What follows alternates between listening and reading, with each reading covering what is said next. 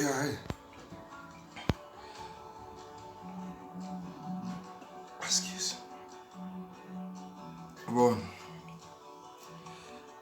sa le ke simolotse go nwa Black Label kgantele. And then so ntse ke enjoy ana ke tsore kana ntse ke nna high. Go bulega, I'll say my sixth sense ya bulega.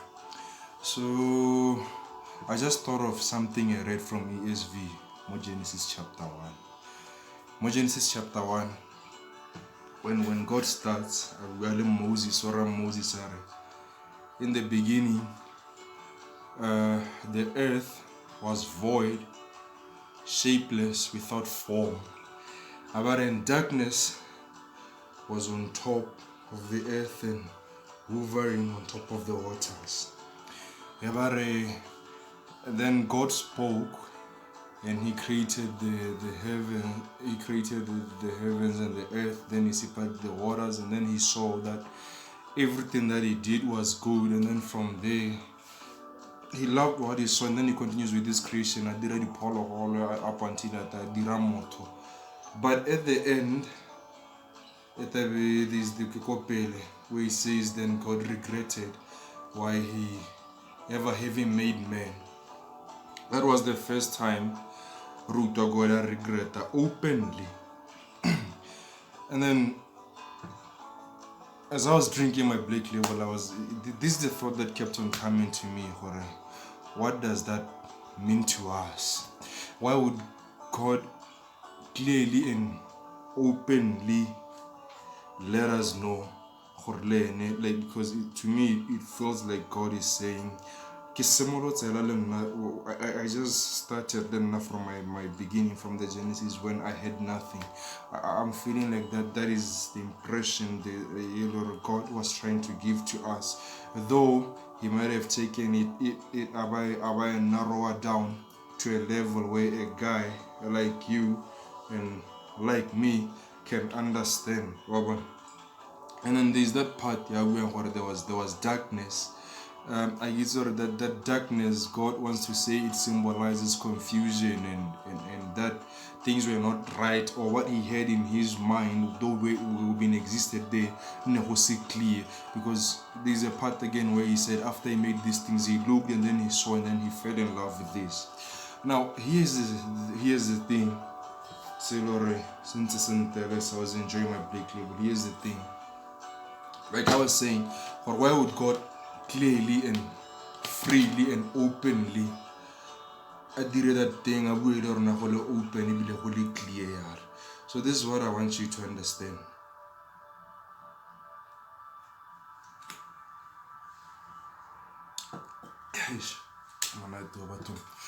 Yeah, this is what I want you to understand.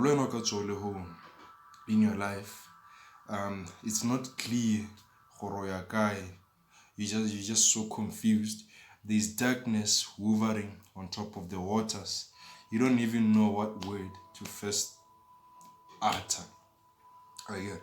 But I can tell you this, even with God, there was that thing which was there in His mind, this imagination. And I'm quite sure there's that dream, there's that vision. Even though but you just have that vivid idea and only seeing clear here. So here's the thing. What you have to know, if you find yourself, you have this power inside you, you have this hunger, you have this potential, and yet it's not clear. This is what you have to know. You have to understand that ideas, right? Yeah, ideas, they don't come out perfect. They don't come out clear. They become better as you work on them. This is what God says. He says, after Solomon did all these things, He saw like he looked down and then he loved what he did, and then he fell in love with this creation.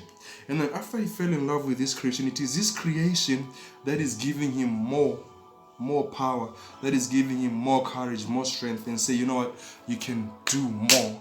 And because God listened to himself when he was speaking to himself and inside of him, that is why people like us, we are here.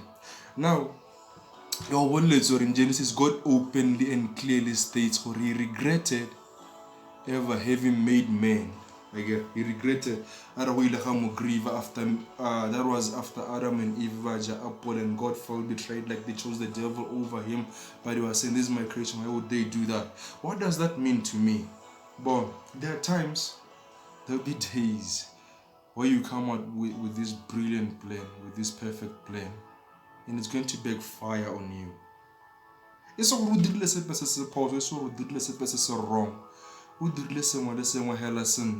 But it's going to backfire simply because it is for the greater good of any.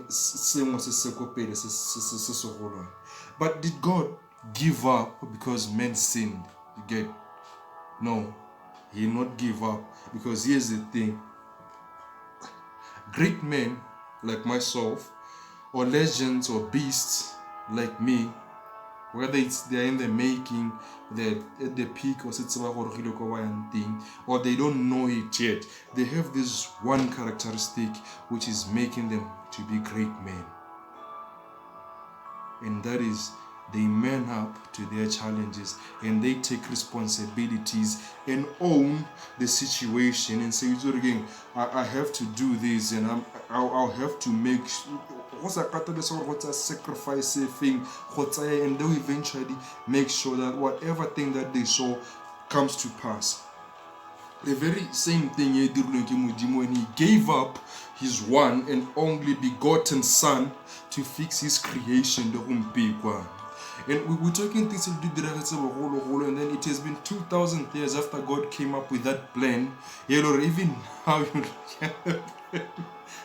it sucks and people literally preach, but terribly claim. I mean, that is how bad it is. But does God give up?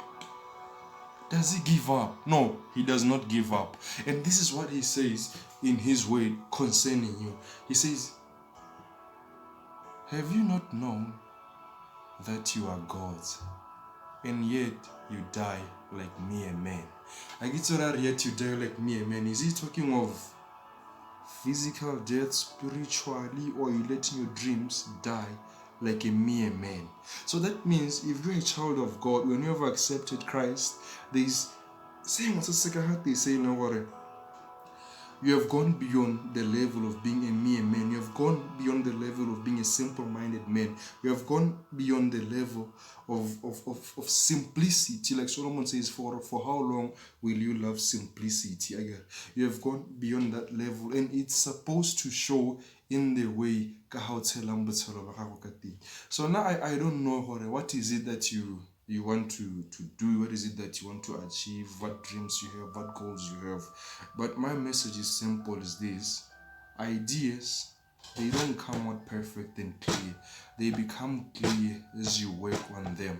So whatever you have that you want to do, this might be the best time to get started. All those things, se fall into place. Nigga get cut time message in the hoop, and then I want to give you this tip.